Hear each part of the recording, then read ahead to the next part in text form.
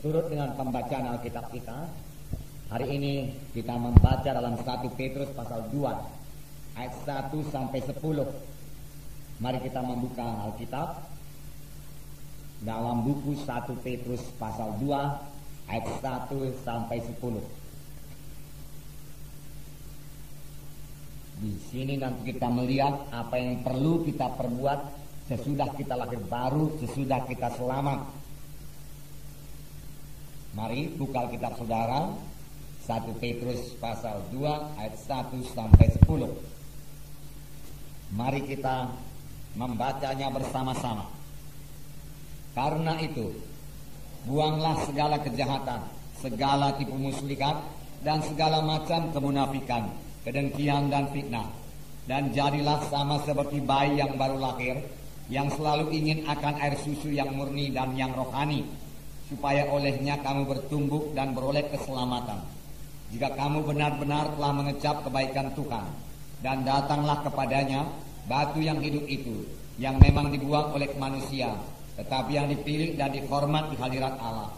Dan biarlah kamu juga dipergunakan sebagai batu hidup untuk membangunkan suatu rumah rohani bagi suatu imamat kudus, untuk mempersembahkan persembahan rohani yang karena Yesus Kristus berkenan kepada Allah. Sebab ada tertulis dalam kitab suci, sesungguhnya aku meletakkan di Sion sebuah batu yang terpilih, sebuah batu penjuru yang mahal, dan siapa yang percaya kepadanya tidak akan dipermalukan. Karena itu bagi kamu yang percaya, ia mahal. Tetapi bagi mereka yang tidak percaya, batu yang telah dibuang oleh tukang-tukang bangunan telah menjadi batu penjuru, yang juga telah menjadi batu sentuhan dan suatu batu sandungan. Mereka tersandung padanya karena mereka tidak taat kepada firman Allah, dan untuk itu mereka juga telah disediakan. Tetapi kamulah bangsa yang terpilih, imamat yang rajani, bangsa yang kudus, umat kepunyaan Allah sendiri, supaya kamu memberitakan perbuatan-perbuatan yang besar dari Dia, yang telah memanggil kamu keluar dari kegelapan kepada terangnya yang ajaib. Kamu yang dahulu bukan umat Allah, tetapi yang sekarang telah menjadi umatnya, yang dahulu tidak dikasihani, tetapi yang sekarang telah beroleh belas kasihan. Nah, saudara, firman Tuhan ini dimulai dengan perkataan karena itu. Karena itu, buanglah segala kejahatan, segala tipu muslihat, dan segala macam kemunafikan, kedengkian dan fitnah. Saudaraku, kita yang membuang, bukan Tuhan yang membuang. Tuhan sudah lama membuangnya dari kita. Tetapi kerap kali saudaraku kita kutip dan kita tahan-tahan lagi dalam hidup kita ini. Nah, firman Tuhan berkata, karena itu. Karena apa ini, saudara? Kita membuang ini semua. Buang, dia katakan segala kejahatan. Dipakai perkataan segala, artinya semua macam kejahatan. Buang, jangan disimpan-simpan lagi. Segala tipu muslihat. Jadi tidak ada tipu muslihat dalam hidup anak-anak Tuhan. Segala macam kemunafikan, ya, dibuang semua. Kedengkian dan fitnah. Mengapa? Saudaraku, lembaran kita saya bacakan kepada saudara. Karena itu buanglah segala kejahatan, segala tipu muslihat, dan segala macam kemunafikan, kedengkian dan fitnah. Mengapa kita harus membuang segala hal-hal yang tersebut di atas?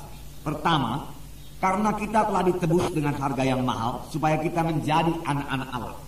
Dalam buku sebelumnya, yaitu 1 Petrus 1 ayat 18 dan 19, saya bacakan kepada saudara.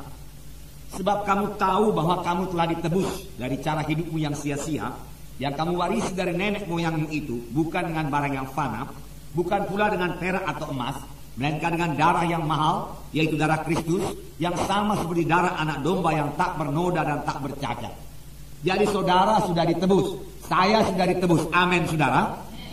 Nah, sebagaimana firman Tuhan minggu yang lewat, kita ini bukan milik kita lagi. Itu 1 Korintus 6 ayat 19. Tubuh saya ini bukan milik saya lagi, ada pemiliknya, yaitu Tuhan Yesus. Karena Dia telah menebus saudara, menebus saya, dan harganya telah lunas dibayar.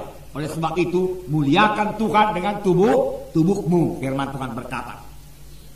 Nah, hari Minggu yang lewat itu juga kita katakan bahwasanya kita harus menang terhadap semua cobaan-cobaan setan yang datang melalui kehendak daging kita atau kehendak tubuh kita, supaya nama Tuhan dipermuliakan dari tubuh kita.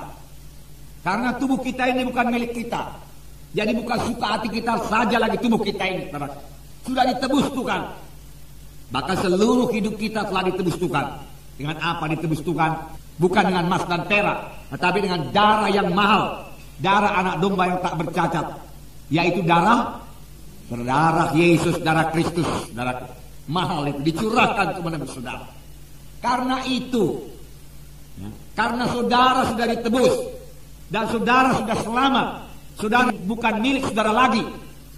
Karena itu buanglah segala kejahatan, buanglah segala kemunafikan, tipu daya, kedengkian, fitnah, buang semua daripadamu. Dia katakan, karena hal-hal tersebut di atas itu tidak patut di dalam hidup anak-anak Tuhan.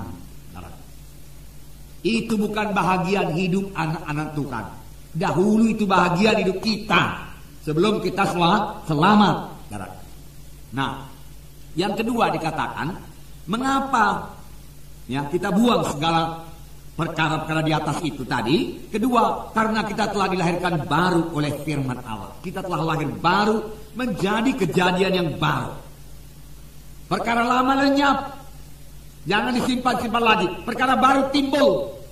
Saudara adalah kejadian baru. Amin, saudara. Ya, kejadian baru. Dalam 1 Petrus 1:23 saya bacakan kepada saudara. Baik, kita sama-sama membacanya. 1 Petrus 1:23. Mari kita baca. Karena kamu telah dilahirkan kembali, bukan dari benih yang fana, tetapi dari benih yang tidak fana, oleh firman Allah yang hidup dan yang kekal. Ya. Telah lahir baru.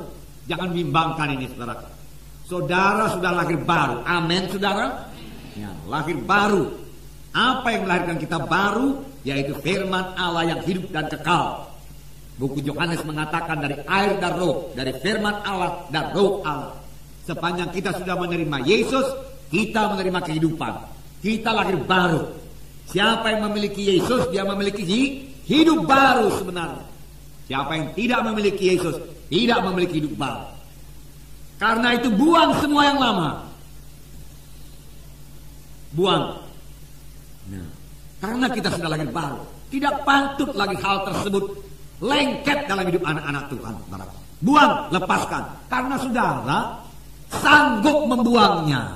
Tuhan tidak menyuruh kita suatu perkara yang kita tidak sanggup melakukannya. Kita tidak dibawa perhambaan dosa lagi. Sepanjang kita mau menolaknya bebas. Kamu akan mengenal.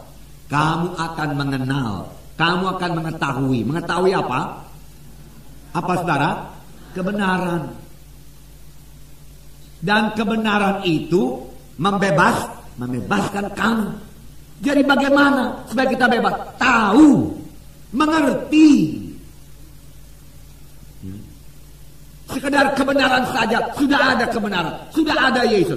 Tapi kalau saudara tidak mengetahui kebenaran itu, tidak mengetahui firman Tuhan itu, maka kebenaran itu tidak membebaskan saudara.